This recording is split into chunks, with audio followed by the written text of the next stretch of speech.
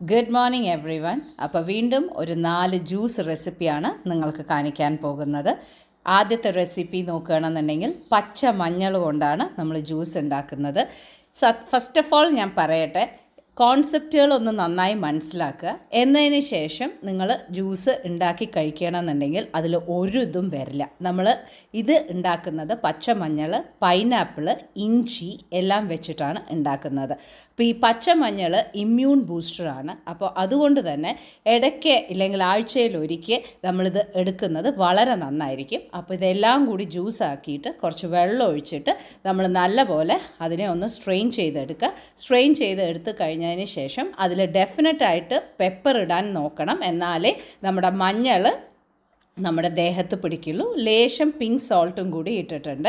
ഇത്ര മാത്രമേ ഉള്ളൂ. പൈനാപ്പിളും ഇഞ്ചിയും അതേമാതിരി തന്നെ പച്ചമഞ്ഞളും കൂടി വരുന്ന സമയത്ത് ഉണ്ടാവുന്ന ആ ഒരു റിഫ്രഷിംഗ് ആയിട്ടുള്ള ഒരു ഡ്രിങ്ക് നോക്കുകയാണെന്നുണ്ടെങ്കിൽ ശരിക്കും നിങ്ങൾക്ക് ഇഷ്ടമാവും.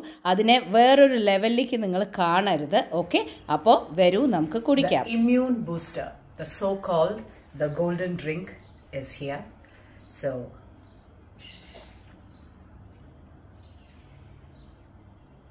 അടുത്ത ജ്യൂസ് അടിപൊളിയായിട്ടുള്ള നിങ്ങളുടെ ഗ്ലോയിങ് സ്കിന്നിന് വേണ്ടിയിട്ടാണ് ഒരു ഫ്രഷ് ആയിട്ടുള്ളൊരു ജ്യൂസ് ഉണ്ടാക്കാൻ പോകുന്നത്. ഇത് ഉണ്ടാക്കുന്നത് ബീട്രൂട്ട്, ലെമൺ, അതേമാതിരി തന്നെ വാട്ടർമെലൺ, നമ്മുടെ ഗ്രീൻ ആപ്പിൾ, റെഡ് ആപ്പിൾ എല്ലാം വെച്ചിട്ടാണ്. അപ്പോൾ എന്താവുമെന്ന് വെച്ചാൽ ഇതിൻ്റെ ഇടയിൽ കൂടെ ബീട്രൂട്ട് വരുമ്പോൾ നിങ്ങൾക്ക് ആ ബീട്രൂട്ടിൻ്റെ ആ ഒരു പച്ച ഫ്ലേവർ വരില്ല. അതാണ് ഞാൻ ഓരോ പ്രാവശ്യവും പറയാൻ ഉദ്ദേശിക്കുന്നത്. ഏതൊരു വെജിറ്റബിളും നമ്മൾ മിക്സ് ചെയ്യേണ്ട ഫ്രൂട്ടിൻ്റെ കൂടെ മിക്സ് ചെയ്തിട്ടുണ്ടെന്നുണ്ടെങ്കിൽ നിങ്ങൾക്ക് അതിൻ്റെ ഡിഫറൻസ് ഒന്നുപോലും അറിയാതെ വളരെ ടേസ്റ്റി ആയിട്ടുള്ള ഫ്രഷ് ജ്യൂസസ് നിങ്ങൾക്ക് ഉണ്ടാക്കാൻ പറ്റും. എല്ലാം ജ്യൂസ് ആക്കുക. എന്നിട്ട് ലേശം വെള്ളം ഒഴിച്ചിട്ട് നാരങ്ങ പിഴിഞ്ഞതിന് ശേഷം അതിനെ നല്ലപോലെ സ്ട്രെയിൻ ചെയ്ത് ഐസ് ഇട്ട് ലേശം പുതിനയില മുകളിലേക്ക് ഇട്ടിട്ട് ഒന്ന് സെർവ് ചെയ്ത് നോക്കൂ. ഇത് ശരിക്കും ഒരു ഗ്ലോയിങ് സ്കിന്നിന് വേണ്ടിയിട്ടുള്ളത് തന്നെയാണ്. ഞാൻ ലേശം പിങ്ക് സോൾട്ടും കൂടി ഇട്ട് കൊടുത്തിട്ടുണ്ട്. അത് ചോയ്സാണ്. വേണമെങ്കിൽ ഇടാം, വേണ്ടെങ്കിൽ വേണ്ട. സൂപ്പർബായിട്ടുള്ള അടുത്തൊരു ഡ്രിങ്കും കൂടി റെഡി ആയിരിക്കുകയാണ്.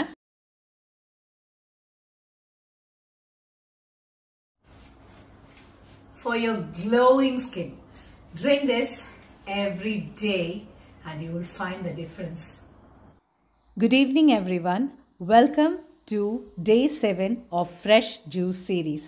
ഇന്ന് നമ്മൾ കാണാൻ പോകുന്നത് അടിപൊളിയായിട്ടുള്ള ഒരു ടൊമാറ്റോ ഓറഞ്ച് ജ്യൂസാണ്. തക്കാളി ജ്യൂസിൽ എന്തിനു കൊള്ളും? ഒന്നുമല്ല, ആ കോമ്പിനേഷനാണ് പ്രധാനം. Welcome to Vini's kitchen. Ingredients എന്തൊക്കെയാണെന്ന് നോക്കാം.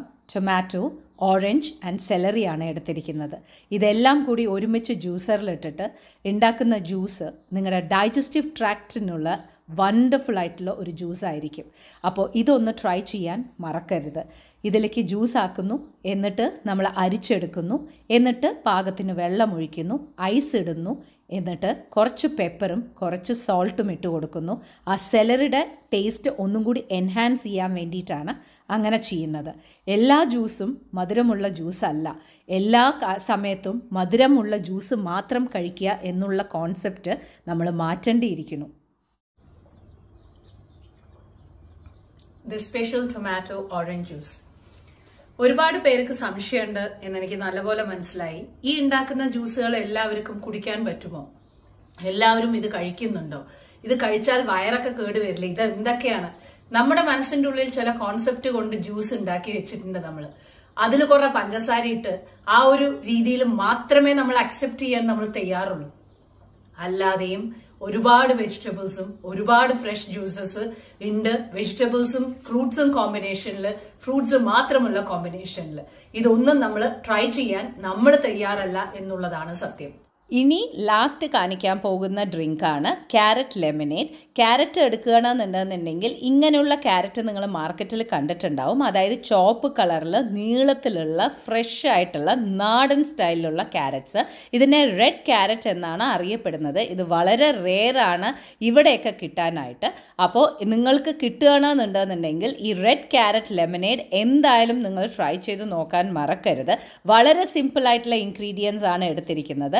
റെഡ് ക്യാരറ്റ് എടുത്തിട്ടുണ്ട്, നാരങ്ങ എടുത്തിട്ടുണ്ട്. ഇത്ര മാത്രമേ ഉള്ളൂ. റെഡ് ക്യാരറ്റ്സ് വളരെ സ്വീറ്റാണ്.